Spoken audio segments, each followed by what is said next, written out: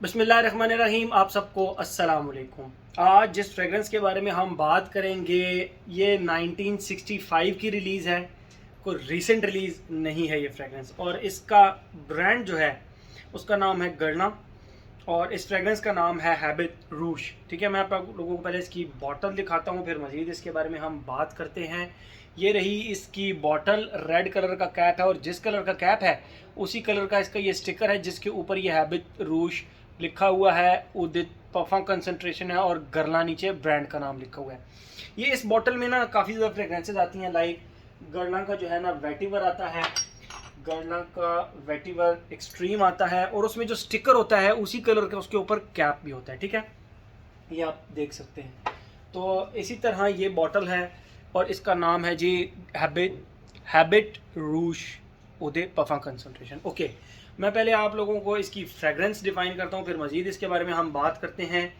जैसे कि आप लोगों को पता है 1965 की रिलीज़ है, तो वो आम फ्रेगरेंस तो ये होगी नहीं है। एक नहायत ही कॉम्प्लेक्स और एक बहुत ही ज़बरदस्त किस्म की ये फ्रेगरेंस है। ठीक है, और समहाउ आप लोगों ने ये फ्रेगरेंस अपने करीब करीब के लोगों को लगाए हुए कहीं ना कहीं देखी होगी।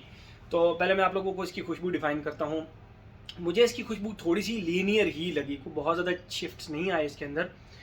तो मैं आप लोगों को ना पहले इसकी खुशबू डिफ़ाइन करता हूँ। जैसे ही आप इसको लगाते हैं इसके अंदर से एक डस्टी सी पीनट या पीनट बटर की एक स्पेसिफिक खुशबू आती है।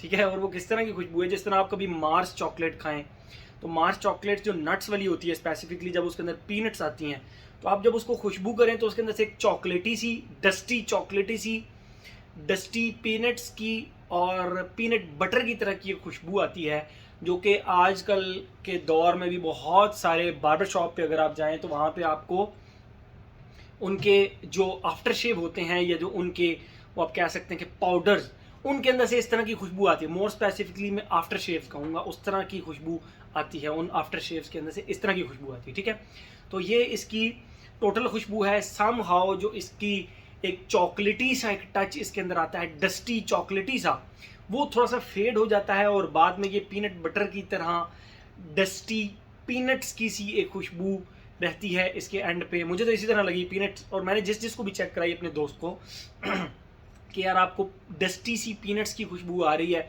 तो जिसने खुशबू की उन्होंने कहा हाँ यार डस्टी पीनट्स की तरह की खुशबू एक आ रही है। तो उस तरह की खुशबू इसके अंदर से तकरीबन सबको फील हुई जिन को मैंने चेक कराया। ठीक है, और इसी तरह बस इसकी खुशबू फिर एंड तक रही।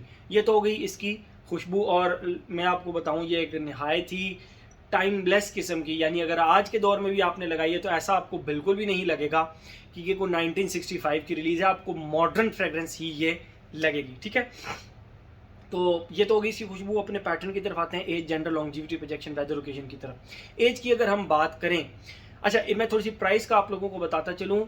ये इस सीरीज़ की ये एक महंगी फ्रेगरेंस है, ये इसकी क्लास भी डिफरेंट है, इसीलिए ये थोड़ी सी महंगी भी है। ये तकरीबन 20,000 रुपये से नीचे नीचे आपको मिल जाती है।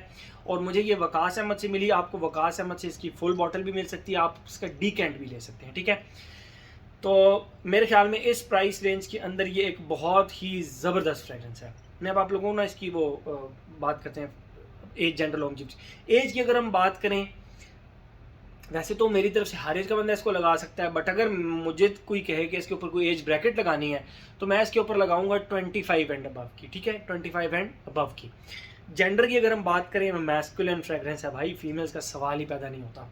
एज हो गया, जेंडर हो गया, लॉन्जिविटी, प्रोजेक्शन। मुझे फैब्रिक के ऊपर, जिस फैब्रिक के ऊपर मैंने लगाई थी, मुझे नेक्स्ट डे भी इसकी खुशबू अपने फैब्रिक से आ रही थी।